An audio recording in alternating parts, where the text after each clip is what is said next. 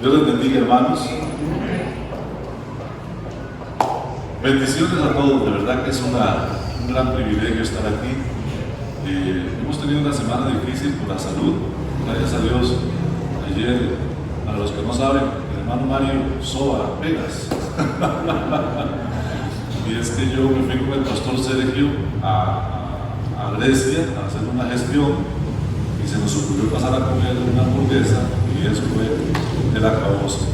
Y entonces ayer estaba muy malito, pero gracias a Dios el Señor me recuperó para que hoy pueda estar aquí para presentarles la palabra del Señor. Es una bendición, hermano, cuando estamos en la casa del Señor. Desde que usted se levanta en la mañana y usted ya dispuso en su corazón venir al templo, usted está en un acto de adoración. Cuando viene al templo y abraza a los hermanos y canta los himnos y da su ofrenda y escucha la palabra, eso es un acto de adoración. Bendita sea la misericordia del Señor. Seguimos estudiando el libro de Efesios, la carta del apóstol Pablo a los Efesios, y hoy estamos en el versículo 17, así de que voy a pedirle que abra su Biblia en Efesios capítulo 4, y verso 17. Hoy vamos a hablar un poquito sobre la nueva vida en Cristo. Es interesante cómo a veces los cristianos nos llamamos cristianos, pero no tenemos las evidencias de un cristiano. ¿Sabe? Cuando Mahatma Gandhi fue a estudiar a Inglaterra, lo acogió una familia cristiana y esa familia cristiana lo llevaba al templo, él fue al templo por mucho tiempo, pero él escuchó a Cristo, escuchó de la palabra del Señor, pero no se convirtió. Fíjese esto. Marito, ¿usted me ayuda? Mejor que cambio. Sí, porque me voy a despeinar. Él fue al templo y todo, gracias por la intención, pero no se entregó a Cristo. Y entonces él dijo una cosa que tal vez nos ayude a entender por qué no se entregó a Cristo, no diciendo que fue la familia con la que él estaba, ¿no? Sino que él dijo: yo estoy profundamente impresionado por las palabras de Cristo, pero estoy profundamente decepcionado de los cristianos. Eso dijo Mahatma Gandhi.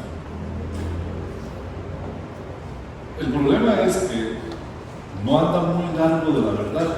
Hay muchos que se dicen cristianos que su testimonio no revela, no refleja la vida de Cristo en ellos.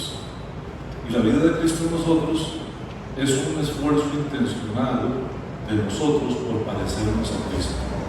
Cuando nosotros venimos a Cristo, cuando le abrimos el corazón a Cristo, cuando usted, reconociendo su pecado, después de haber oído el Evangelio, tiene un acto de arrepentimiento, de convicción de pecado, como el ladrón en la cruz, ¿verdad? También reconoce que Jesús es el camino al Padre. Entonces usted se convierte, ocurre un milagro maravilloso. El milagro maravilloso es que Dios te cambia tu naturaleza. La vida de Cristo entra en nosotros, el Espíritu Santo viene a morar en nosotros y ocurren cambios impresionantes.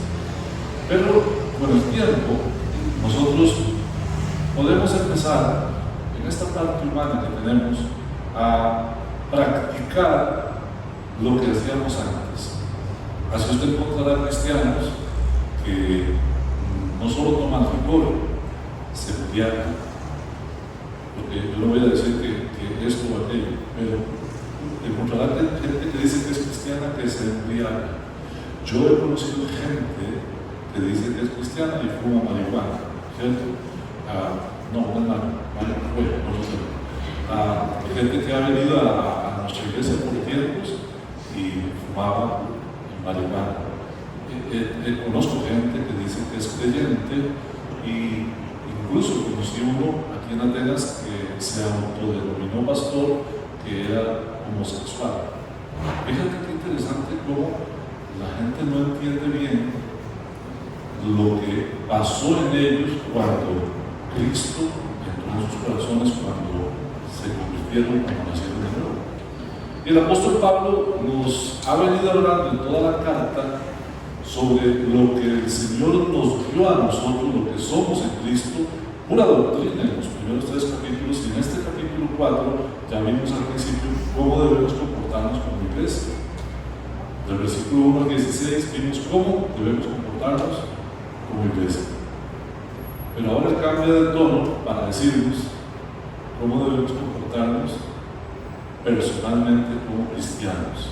Ya no, él va a salir de la conversación que trae, hablándonos de cómo debemos ser como iglesia, lo vimos de verso 1 al 16, y ahora nos va a decir cómo debemos ser individualmente. Y aquí empieza, fíjate en el verso 17. Esto pues, digo, y requiere el Señor, que ya no andéis como los otros gentiles, que andan en la vanidad de su mente.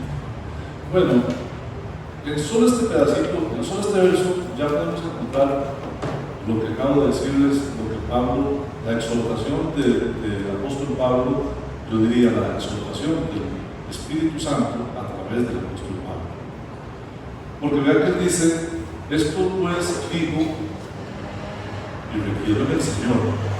O sea, no es solamente algo que Pablo está recomendando, sino es un mandato del Señor. Requiero en el Señor. Más o menos sería como decir, con la autoridad de Dios, y esto es una demanda de Dios. ¿Y cuál es esa demanda? Todo el texto que vamos a desarrollar se centra en este versículo. Podríamos decir que es un resumen, que ya no andéis como los otros gentiles que andan en la vanidad de su mente. Recuerde que en Éfeso, estos hermanos que se convirtieron venían de los templos paganos, aquellos templos paganos donde el culto a la diosa Diana y Artemisa se basaba en desenfreno sexual. Por cierto, esas son las religiones más populares, ¿verdad? Usted quiere llenar un estadio, gente adepta a su religión, y inventa una religión donde el desenfreno sexual sea la norma, ¿cierto? Entonces, aquí tuvimos en Costa Rica por un tiempo, en los años 90, una iglesia que tenía algún tipo de permisividad sexual, ustedes recordarán. Y hermanos, estos hermanos se convirtieron, venían de esos lugares, tenían prácticas de toda la vida. Fíjense que el Evangelio era tan reciente que esta gente que se estaba convirtiendo tal vez tendría 30, 40, 50 años, ¿cierto? Porque ahora uno puede ser cristiano desde niño. Yo fui cristiano desde niño. A mí me llevaron a la iglesia a los 2 años y nunca salí de ahí, ¿verdad? Pero ahí no había posibilidad de escuela dominical porque el Evangelio estaba empezando. Entonces, casi todos los que se convirtieron ya eran adultos, y eran adultos que venían de esas prácticas. Y entonces eran gentiles. El apóstol Pablo hace una división, dice los otros gentiles. O sea, ustedes gentiles que se convirtieron a Cristo deben tomar conciencia de quiénes son en Cristo. Ellos son los otros gentiles. Ustedes son los gentiles convertidos al Señor. Recuerden, vimos que los cristianos somos como una tercera nación. Estaban los judíos, estaban los gentiles, y el Señor reunió a gentiles y a judíos en una misma iglesia, que somos el cuerpo de Cristo ahora, todos los que hayan aceptado a Cristo. Pero entre los gentiles había otros gentiles que dice el apóstol Pablo andan en la vanidad de su mente. Andar significa un estilo de vida.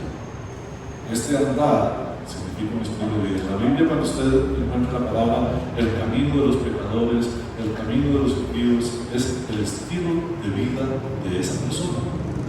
Bueno, el estilo de vida del que no conoce a Cristo es la vanidad de su mente. Lo primero que tiene que hacer el cristiano, primero es tomar conciencia de quién es en Cristo. Eso es lo primero. Y lo segundo que tiene que tomar en cuenta es que debe renovar la mente. El cristiano, para agradar a Dios, debe renovar su mente. No podemos seguir siendo cristianos teniendo la misma mentalidad. Y esa mentalidad tiene que ver con los pecados antiguos. En un ratito más lo vamos a ver. Con los pecados antiguos que tenían que ver, en este caso, con la lascivia y con desenfrenos de todo tipo. El que anda en la vanidad de su mente es como aquel que en el capítulo 2, verso 3, vimos en una enseñanza anterior, que dice que hace la voluntad de los pensamientos. El que anda en la vanidad de su mente es aquel que vive para sí mismo, que su mente está pensando todo el tiempo en sí mismo, en qué obtener, en qué comer, en qué hacer, en qué recibir, en qué conseguir, en qué comprar. Está ensimismado, revisando sus asuntos, solamente sus asuntos, y está pensando en cómo prosperar, en cómo progresar, y la vida de Dios la tiene de lado. Hay muchos cristianos que tristemente se ocupan tanto de sus asuntos y no tienen tiempo para el Señor. Algunos de ellos están sentados a la par suya. No están sentados a la par suya. Usted puede ver algunas sillitas vacías. ¿Sabe que si todos los cristianos de esta iglesia viniéramos todos juntos el domingo, no cabríamos? ¿Usted sabe eso? Si todos los cristianos de esta iglesia viniéramos todos los domingos, no cabríamos. Pero usted puede ver sillas vacías. ¿Dónde están esas sillas vacías? Hay algunos cristianos para los cuales sus asuntos son tan importantes que no tienen tiempo de orar, no tienen tiempo de leer la palabra, no tienen tiempo de compartir con los hermanos, no tienen tiempo de venir al templo, no les alcanza el tiempo porque están en sus asuntos. ¿Sabe cómo se llama eso? Vanidad de su mente. Un hombre como Salomón no se negó ningún placer. Usted lee el libro de Eclesiastés y hasta que me da vergüenza, porque Salomón se abusó. Él tenía el dinero para los lujos que quisiera y se dio los lujos que quiso. Él tenía el poder para conseguir las mujeres que quisiera y tuvo las mujeres que quiso. Él tenía un chef para cada día y había una provincia en cada mes que le llevaba toda la alimentación, y son cosas exageradas, hermano. Cuando quiso jardines, quiso jardines. Cuando quiso caballos, compró caballos. Lo que él quiso, tuvo. Pero cuando usted lee la última parte del libro de Eclesiastés, alguien que completa esta frase, que él la escribió, él dijo: vanidad de vanidades. Todo es vanidad. Todo es vanidad. Hermano, nosotros somos ciertamente como neblina que pasa. La vida se va. Me contaron de un hombre que era muy rico. Vino un cáncer y lo dejó en la ruina. Y murió debajo de un puente en indigencia. Que hoy tengas dinero no te garantiza que vas a estar rico toda la vida. Que hoy tengas salud no te garantiza que vas a estar saludable toda la vida. Que estés vivo no te garantiza que vas a estar vivo el resto de la vida. Sí, eso sí, tenés 100 años por delante. Hace un rato hablaba, malito, estamos haciendo cálculos de que de aquí a 30 años, seguramente ya no estamos. O sea, ya pasamos de la mitad de la vida. Y eso puede pasar. Vanidad de vanidades. Y eso es lo que hacen los otros gentiles, vivir en la vanidad de su mente. ¿Qué hace el cristiano? Debe renovar su mente. Dice Romanos capítulo 12, verso 2: no os conforméis a este siglo, no se hagan como la gente de este mundo, sino transformaos por medio de la renovación de vuestro entendimiento, para que podáis comprobar cuál es la buena voluntad de Dios, agradable y perfecta. ¿Sabe qué es lo que debería ser prioridad uno en la vida del cristiano? Su vida cristiana, su relación con Dios. Y dejar las cosas de este mundo en segundo lugar, porque deberían estar en segundo y hasta en tercer lugar. Pienso que la prioridad, el orden de prioridades sería mi relación con Dios, mi servicio a Dios, ¿vale? Mi relación con Dios, mi servicio a Dios.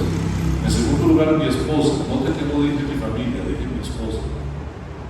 Porque los hijos se van, la familia también se va, la que se queda con usted, su esposa, o su esposo. En segundo lugar, su esposa, su esposo. Y en tercer lugar, trabajo y todo lo demás. Pero usted sabe que la gente tiene invertido los roles. Primero el trabajo. Si me queda tiempo, voy a la iglesia. Pero es que no pude ir porque tengo que trabajar. Dios conoce que tengo que trabajar. ¡Qué insensatez! ¿No dice la Escritura, acaso podrás, por más que te afanes, añadir a tu estatura un poco? ¿No te has dado cuenta que lo que tienes es lo que Dios te va a dar y lo que te va a permitir tener, y que por mucho que te esfuerces tendrás lo que Dios quiere que tengas y no más? ¿No te has dado cuenta que la bendición viene de Dios? Que no puedes acrecentarla ni disminuirla, sino que Dios te dará la bendición que ya tienes preparada para ti. ¿No te das cuenta?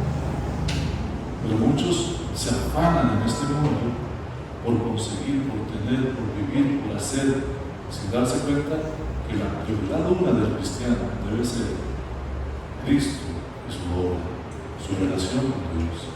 Fíjate, lo que vamos a ver ahora es cómo es un impío. Vamos a dar una pasadita por escrito, no lo vamos a profundizar mucho, pero Pablo habla de los impíos, de los otros que andan en la vanidad de su mente, diciendo: ustedes, por hermanos, ya no anden en la vanidad de su mente. Dejen que sean ellos, no ustedes. Ustedes tienen que hacer otra cosa. Dice Pablo que ellos tienen entenebrecido el entendimiento, que además de eso, ellos están ajenos a la vida de Dios. Y eso a causa de la ignorancia que en ellos hay. ¿Por qué? Por la dureza de su corazón, por la dureza de su corazón. Fíjate esto. Yo pensaba en un ejemplo para ilustrar qué es algo tenebroso, pero con solo que yo le diga a usted la palabra, ya usted sabe qué es algo tenebroso, ¿no es cierto? Entonces, lo único que me acordé fue que he visto en algunas películas, especialmente en Inglaterra, cuando en los bosques está tan cerrada la vegetación que el sol no entra, y además hay neblina, usted no puede ver nada, y de pronto le sale un monstruo. He visto esas películas. Ustedes las han visto, ¿verdad? No, claro que las han visto. Okay. Fíjense que así es la mente del que no tiene Cristo. Está tan cerrado en sus pensamientos que la luz de Cristo puede alumbrarle de frente, pero él no la percibe. Está tan nublada su visión que no la percibe. Yo no sé si a ustedes les ha pasado, los hermanos que han salido del grupo de evangelismo les pueden decir que eso ha pasado. Que usted va y habla del evangelio a una persona, y esa persona escucha el evangelio, pero no entendió ni papa. Un día de estos venía yo con un taxista, ahora que Peter y yo andamos a tanta, ¿verdad? El carro, entonces, taxi, yo y taxi para abajo. Y yo, cuando yo veo una oportunidad, yo lo evangelizo. Así soy yo. Entonces yo vengo con el hombre, y el hombre me viene hablando, ya mi papá me da la oportunidad y empiezo a evangelizar. Y le hablo del Señor, y le hablo del sacrificio de Cristo, y de cómo Él puede obtener la salvación. Y al final, ya llegando aquí, me dice: sí, uno debe esforzarse por ser bueno. No me entendió ni papá. Ay, hermanos, ustedes me han oído predicar el evangelio. Yo en un minuto le predico el evangelio y le queda clarito. Pues el hombre no me entendió ni papá. Y para peor es cuando me bajé, me dice: Tita, vos sabes que no te entendí. El impío tiene la mente tenebrecida. Pero además de eso, por tener la mente entenebrecida, ¿cuáles son las consecuencias? Está alejado de la vida de Dios. O sea, no puede obtener la salvación porque su mente está entenebrecida. Y no puede obtener la salvación porque en él hay una gran ignorancia. Pero ¿saben que la ignorancia no es gratuita? Hace un par de noches estaba, como estaba enfermito, el hermanito llegó a sobarme el viernes, ¿verdad? Sábado de la mañana. Sí, la cosa es que yo, como no podía dormir, me puse a escuchar a un tipo ahí que me gusta oír, y él decía, ¿sabe que una de mis grandes frustraciones es que no puedo hablar inglés? Y yo dije, hey, yo también. Y él dijo, ¿y usted sabe por qué es que yo, siendo ya más de 50 años, todavía no hablo inglés? Y yo dije, me van a decir algo que no me gusta. Y él dijo, porque no me he esforzado. Yo dije, es la verdad. Yo no hablo inglés, no porque me falte masa cervática, es porque no me he esforzado. ¿Sabe por qué ellos viven en ignorancia? Porque no les interesa, tienen el corazón duro. Aquí lo dice. Están en ignorancia por la dureza de su corazón. Hermanos, ¿saben? Es triste, pero es la verdad. Hay incrédulos que han escuchado el mensaje de salvación toda la vida y no les entra. Tienen la mente entenebrecida, están nublados sus entendimientos. Hay gente que ha estado aquí en esta iglesia 20 años, escuchando el mensaje de la palabra de Dios y no se ha convertido. Entonces, yo creo que tenemos el récord. Yo por lo menos puedo pensar en 3 personas con 20 años en esta iglesia que no se han convertido. Tremendo, ¿ah? ¿Cuántos mensajes hemos oído y no nos entra? ¿Sabe cómo se llama eso? Dureza del corazón. Y contra eso, escuche esto que voy a decir, contra la dureza del corazón, ninguno de nosotros puede. Usted puede ser el mejor orador, puede ser el mejor expositor de la palabra, el mejor evangelista, pero contra la dureza del corazón, no tiene nada que hacer. Y el apóstol Pablo está explicando que así son ellos, que estos son ellos. Que esto es ascendente, ¿ves? Tengo el entendimiento entenebrecido, mi ignorancia me lleva a estar alejado de la vida de Dios, y eso a causa de la dureza de mi corazón, va ascendiendo. Y ahora vamos a dar una radita más. Vean el verso 19. Estos son los gentiles de los que les vengo hablando.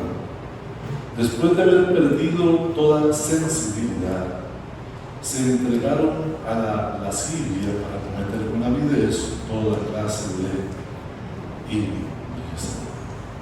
Hermanos, la práctica del pecado insensibiliza. La gente empieza cometiendo un pecadito. Y estoy hablando ahora a cristianos, porque Pablo pone el ejemplo de los no cristianos para que los cristianos ya no vivamos como ellos. ¿Y por qué lo está haciendo? Porque el cristiano corre el riesgo de empezar a vivir como ellos. Hace unos días escuché algo muy gracioso. Dice, un tipo estaba diciendo que habían cosas antes que eran mal vistas. Después pasaron a ser permitidas pero mal vistas. Después de un tiempo ya pasaron a ser aceptadas.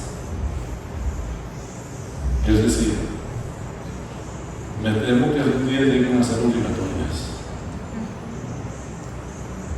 Un ejemplo es el homosexualismo. El mundo veía mal a los homosexuales, por ejemplo en Costa Rica hace 50 años, ¿verdad? Y los trataban mal y nadie quería estar con ellos, era mal visto. De unos años para acá ya empezó a ser permitido, ahora es aceptado. Quiera Dios que nos lleve a ser obligatorio, ¿verdad? Sería terrible. El aborto era mal visto. después pasó de permitido, ahora es aceptado, y si no los ponemos vivos, estos progres que están en la Asamblea Legislativa van a llevarnos al punto de que sea obligatorio aceptar. Tienen una ley para eso, están buscando una ley para eso. Todo esto, hermanos, nos indica a nosotros que el pecado insensibiliza. Si usted un día se permite una cosita, usted siendo cristiano, cuando la vuelva a hacer, la segunda vez ya no le va a sentir tanto. Tengo un querido hermano en Cristo que lo ha atado a la pornografía, porque la primera vez que lo vio se sintió súper mal y le pidió perdón al Señor y se arrodilló y tirado en el suelo lloraba como un chiquito, vino a hablar conmigo y conversábamos del tema y traté de ayudarlo y todo el tema, y él estaba arrepentidísimo, pero lo hizo la segunda vez, y esta segunda vez no se tiró en el piso, no vino a hablar conmigo, la tercera tampoco, la cuarta. Cuando vino a hablar conmigo, llevaba 2 años metido en pornografía. Porque el pecado insensibiliza. De ahí que los cristianos debemos ser vigilantes con nosotros. Si hay un pecado que nos gusta, debemos alejarnos. ¿Sabe que la Biblia tiene cosas muy interesantes? Por ejemplo, respecto al pecado, no dice que resistamos al pecado. ¿Qué dice del pecado? Huye pues de las pasiones juveniles. Huye. No dice, como el tipo que yo les he contado que dijo que andaba en la calle buscando una tentación para vencer. No, usted no busca una tentación para vencerla. Usted huye del pecado. Si usted sabe que en un lugar usted está propenso a pecar, circule. No le dé lugar al diablo. Porque el pecado no solo insensibiliza a la persona, se convierte en un vicio.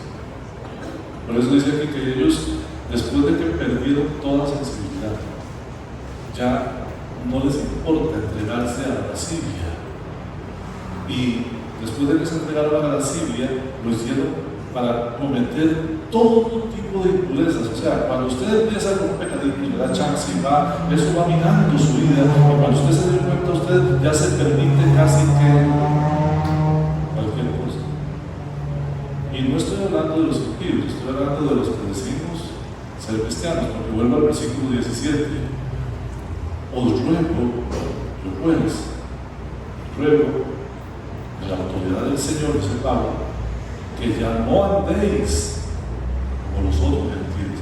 Eso está bien para ellos. El apóstol Pedro dice, basta el tiempo pasado para vivir como los que no tienen a Cristo. El que tiene a Cristo tiene que vivir como cristiano. El que no tiene a Cristo puede vivir como inconverso. Y no puedes pedirle a alguien que es inconverso que se comporte como cristiano. Sigamos viendo un poquito nuestro texto, pero aquí es donde entra el contraste. Vimos cómo es un inconverso y cómo nos está llamando el Señor a no ser. Pero veamos lo que dice el verso 20. Mas vosotros no habéis aprendido así a Cristo. Si en verdad te habéis oído y habéis sido por él enseñados, conforme a la verdad que está en Jesús. Revisando este texto, yo me di cuenta de una cosa que a veces pasamos por alto.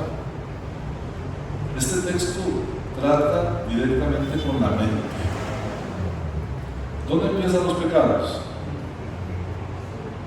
Porque usted puede ver algo que le llama la atención, pero ¿dónde lo procesa? Usted puede oír algo que le haga cosquillitas, pero ¿dónde lo procesa? Todo esto. Y note que el versículo 17 dice vanidad de su mente. Ahora aquí dice aprender, oír. ¿Ves? Todo tiene que ver con la mente. El verso 23 nos va a decir, renovaos en el espíritu de vuestra mente. Hermanos queridos, hace unos días me dijo alguien que sintió algo en un momento. Y me dice, bueno, pastor, perdón, yo sé que a usted no le gusta esa frase de sentir. Quiero aclarar hoy que a mí no me molesta que usted sienta. Si todos sentimos.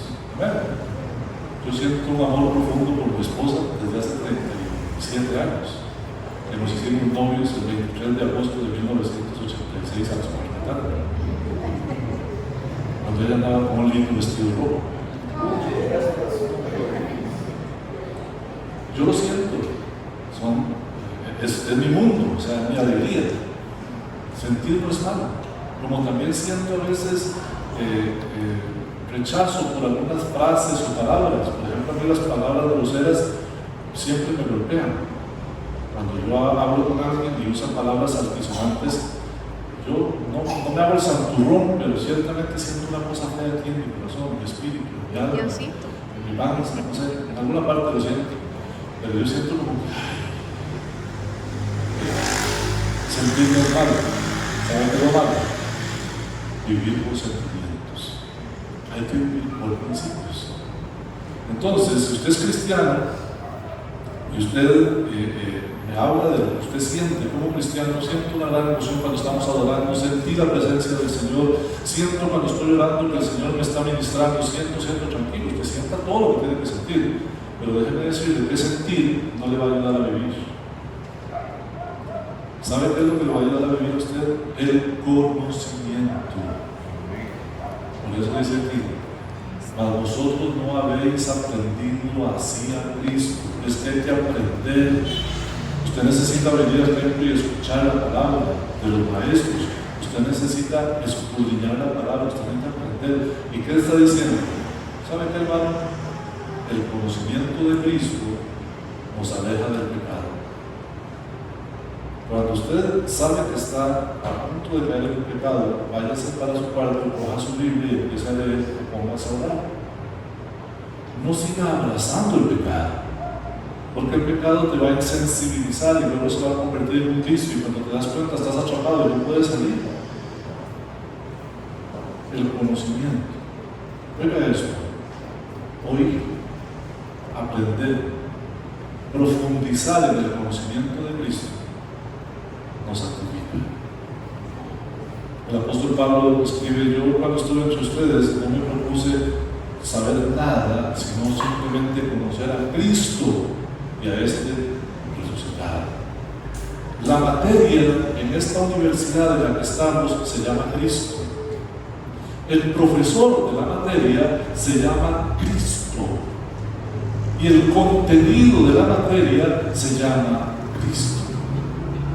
Véanlo por favor conmigo. Vamos a regresar al versículo 20.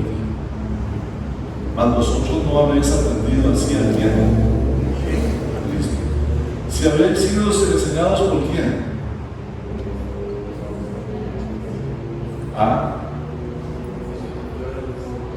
Si en verdad habéis oído y habéis sido enseñados conforme a la verdad que está en Jesús. Cristo es la materia, Cristo es el profesor, Cristo es el contenido. Conozca a Cristo para que usted ya no ande a la vanidad de su mente como los otros gentiles. Ahora, este texto me lleva a lo práctico. Vamos a ir de las palabras a los hechos, porque hasta ahora les he dado teoría. Pero veamos lo práctico. El verso 22. ¿Se acuerdan que les hablé de que ellos venían de los templos paganos? Antes de leer el verso 22 voy a decir esto. ¿De dónde viene usted? Algunos de ustedes vienen de templos paganos. Algunos. O de la religión pagana.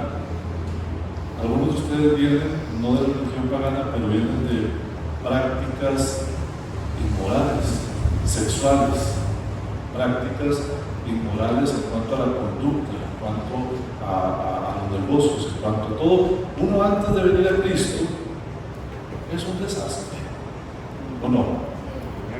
Uno sin Cristo es un desastre, hermano.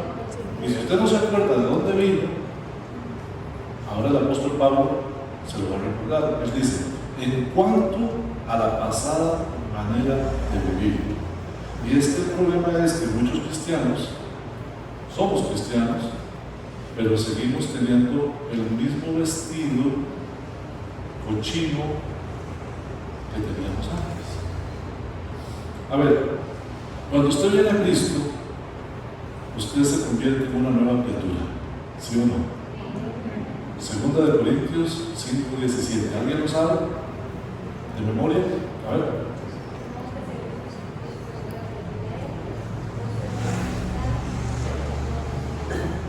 Amén. Lo voy a repetir no porque no lo haya dicho bien, sino porque no soy yo bien.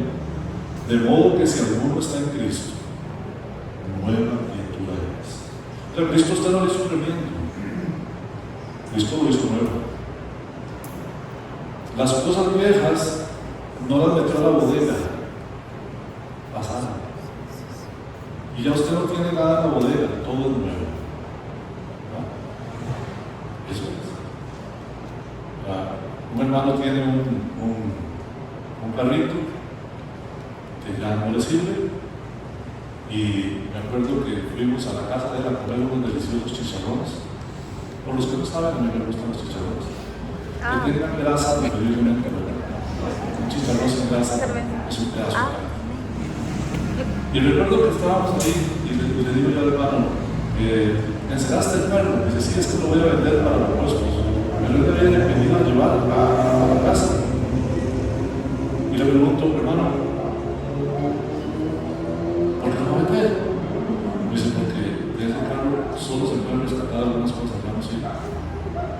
Él lo vendió y se compró otro. Así es como funciona la nueva vida de Cristo. Usted no es el que fue, usted es nuevo. Por eso yo en esta parte digo que hay que dejar de ser para ser. Dicen, no sé si la historia es real, pero la leí, que San Agustín, cuando tenía 17 años, ya era un hombre perdido. Tenía una concubina y viajaba, era un hombre perdido. Pero se encontró con Cristo. Y ya como a los 28 años, un día iba pasando por la calle que él acostumbraba pasar. Y uno de sus amigos de farra le gritó, ¡Agustín! ¡Agustín! Y él siguió caminando. Y el tipo le insistió, ¡Agustín, soy yo! Ah, sí, pero es que yo ya no soy yo. ¿No? Eso es ser cristiano. Ser cristiano es que yo ya no soy yo. Usted era un hombre pecador en el mundo. Usted ya no es eso en Cristo. Usted tenía un récord de las cosas que hacía. Ya soy basura. El apóstol Pablo dice, todo lo tengo por basura por ganar a Cristo. Ya no pienses en el pasado, ya deje de estar viviendo cosas del pasado, trayéndolas a su mensaje. ¿Por qué? Porque entonces lo que va a pasar es que usted es nuevo, pero lleno de harapos. Por eso aquí dice, en cuanto a la pasada manera de vivir, despojado del viejo hombre que está viciado conforme a los deseos engañosos, y renovados en el espíritu de vuestra mente, y vestidos del nuevo hombre, creados según Dios en la justicia y santidad de la verdad. Bendito sea el Señor. Hay que dejar de ser para ser. Y hay que tener la perspectiva correcta, hermanos, acerca de los deseos humanos. Fíjense lo que dice el texto. Dice, el viejo hombre está viciado conforme a los deseos engañosos. Hay que tener la perspectiva correcta sobre los deseos humanos. No está malo tener deseos, pero sepa que los deseos son engañosos. Volvamos al verso 17. Aquellos otros gentiles vivían en la vanidad de su mente. ¿Qué es la vanidad de su mente? Los deseos. Yo deseo esto, deseo aquello, deseo lo otro, deseo más allá, deseo. Siempre vivimos deseando. Yo deseo comer, yo deseo tener, yo deseo comprar, yo deseo vender, yo deseo acumular, yo deseo, casi nunca deseo regalar, dice la gente. Deberíamos desearlos. Los deseos pueden ser buenos, pero siempre serán engañosos. ¿Por qué? Porque un cargo no te va a llenar la vida, una casa no te va a dar felicidad, un marido no te va a dar felicidad, Una esposa no te va a dar felicidad, te va a dar buenos momentos, pero la única felicidad se encuentra en Cristo. Nada más. Si usted no tiene a Cristo, puede tener todo en el mundo y no ser feliz. Pero si usted tiene a Cristo, usted no necesita nada más para ser feliz. Por eso es un error poner a la esposa en primer lugar o al esposo en primer lugar. El primer lugar es Cristo, porque solo en Él hay vida eterna. Por eso hay que tener la perspectiva correcta acerca de los deseos humanos. Aquí dice que son engañosos. Y dice que nos debemos renovar en el espíritu de nuestra mente. Nosotros debemos cambiar de mente. Y dice que debemos vestirnos del nuevo hombre. Quiero que piense un momento, hermano. Por favor, si usted me ayudara, yo se lo agradezco. ¿Quiere usted cerrar sus ojitos un momento? Cierre sus ojitos. No me vean, solo escuchen. Cierre sus ojitos. Ahora imagínese usted que usted estaba tirado en el suelo muerto. Ahí estaba, tirado en el suelo muerto. Y que Dios, con todo su amor, vino y te dio vida. Y como en una película, te levantaste y dejaste el cuerpo muerto en el piso y vos te levantaste desnudo.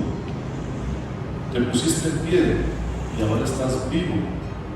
Tu viejo hombre quedó muerto y quedó en el suelo, quedó allá.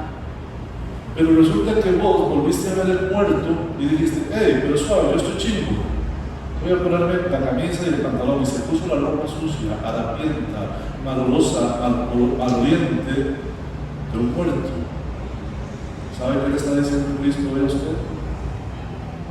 Quítese esa ropa otra vez, no sea jugón. Yo tengo un nuevo vestido para usted que se llama santidad. Y ese vestido que se llama santidad, yo no se lo voy a encaramar. Usted tiene que quitarse lo que tiene puesto y ponerse el que yo le estoy dando. Es un acto de su voluntad. Y el acto de nuestra voluntad es ya no vivir como los otros gentiles que viven en la vanidad de su mente. A partir de hoy, hermano, la prioridad ahora sea su relación con Dios, sea el servicio a Dios, sea conocer a Cristo, sea vivir por Cristo, sea aprender a Cristo, sea entender a Cristo, sea vivir para Él. Esa es la prioridad. Padre, te doy gracias por darme la oportunidad de enseñar esta mañana en tu casa. Bendito sea tu santo nombre por siempre, Señor. Ayúdanos, Señor, para dejar el viejo hombre en el pasado con todo y la ropa harapienta que trae, Señor, y quitarnos esos pecados, Señor, que dejamos que entren a nuestra vida, que pueden hacerse vicio y insensibilizarnos, Señor, y llevarnos a la ignorancia y al futuro, Señor. Apártanos de eso, pero ayúdanos para que podamos volvernos, Señor, en un nuevo hombre vestido con una nueva vestidura, el vestido de la santidad, el que tú nos ofreces, para vivir para ti, Señor, cada día, agradable por Cristo Jesús. Amén. Hermanos, Dios les bendiga. Hemos terminado, pueden ir en paz. Hay un mosquero, solo un templo, si algo lo quiere. Y saluda a todos los hermanos que puedan despedirse. Vaya bien, tengan una linda semana. Si alguien tiene una petición de oración, el baúl que está atrás, ahí la puede dejar y yo me la llevo para orar por usted durante la semana.